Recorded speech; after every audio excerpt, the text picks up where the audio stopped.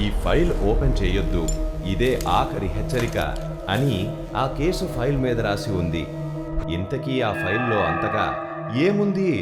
రాత్రి 2 గంటలు. పాత పోలీస్ స్టేషన్లో గడియారం కూడా ఆగిపోయినట్టు ఉంది.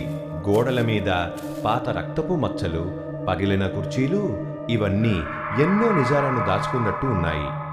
సబ్ ఇన్స్పెక్టర్ శేఖర్ ఒంటరిగా స్టేషన్లో ఉన్నాడు. ఈ స్టేషన్లో ఒక కేసు ఉంది, అది ఎప్పటికీ మూసివేయకూడదు.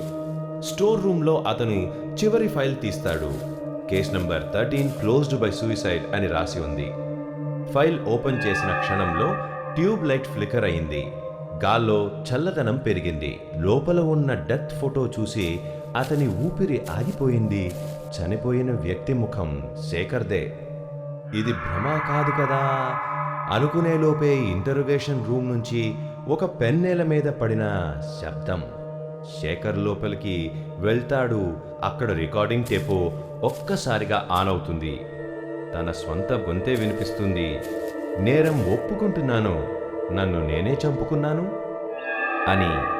దాంతో తన చెవులు మూసుకుంటాడు. అప్పుడే గోడ మీద అద్దంలో తన ప్రతిబింబం మాట్లాడుతుంది. కేసు మూసేశావు కదా, ఇప్పుడు స్టేషన్ వదిలి వెళ్ళలేవు అని. లైట్ ఒకసారిగా ఆఫ్ అవుతుంది.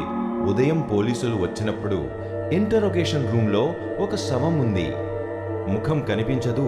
ఫైల్ మీద కొత్త లైన్ రాసి ఉంది, కేస్ క్లోజ్డ్. కానీ ఆ శవం చేతిలో ఉన్న ఐడి కార్డు మీద case file number 14 sub inspector Shekhar అని రాసి ఉంటుంది.